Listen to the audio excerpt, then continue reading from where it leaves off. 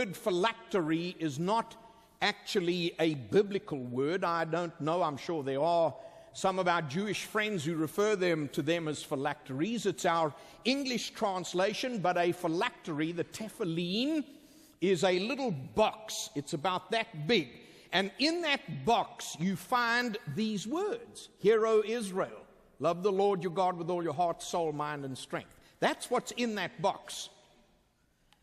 And the instructions that God gave to his people was that they would do two things. They would get leather tongs, and they tie leather tongs around their arm like that, around their finger, and they place a phylactery on their arm here. And I'm being very simplistic, please. I'm being very simplistic because of time. As close to the heart as possible. So you are placing this commandment to love God as close to your heart, and you are tying it to your heart. And there are 7 turns of the leather thongs on the arm. Then the second binding is around the head. And the phylactery sits between the eyes on the forehead.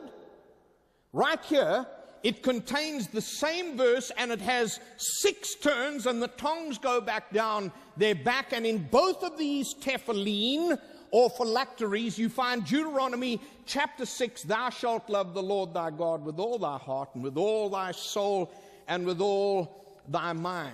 And the interesting thing about these phylacteries is that they both represent what God has to say concerning his divine protection of his people because of his love.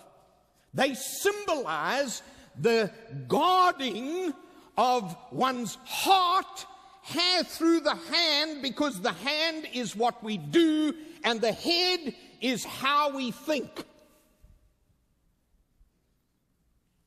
So you've got word and deed that express themselves as the love languages of God.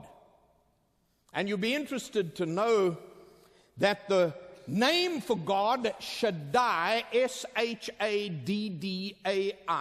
Shaddai, has 3 principal consonants in it, and those 3 principal consonants that we know about, which are the Shin, the Daleth, and the Yod, are able to be seen because they are written into this, and they represent this God who is the protector of the nation that he loves.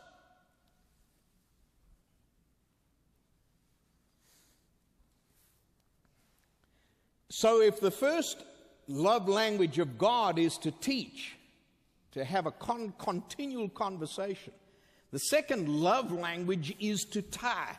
That's a love language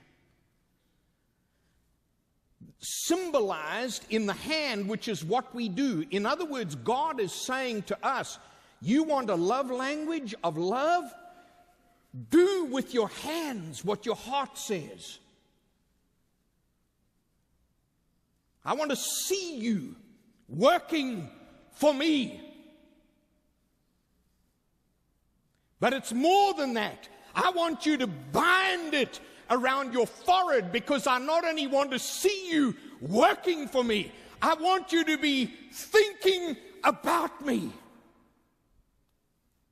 That's a love language.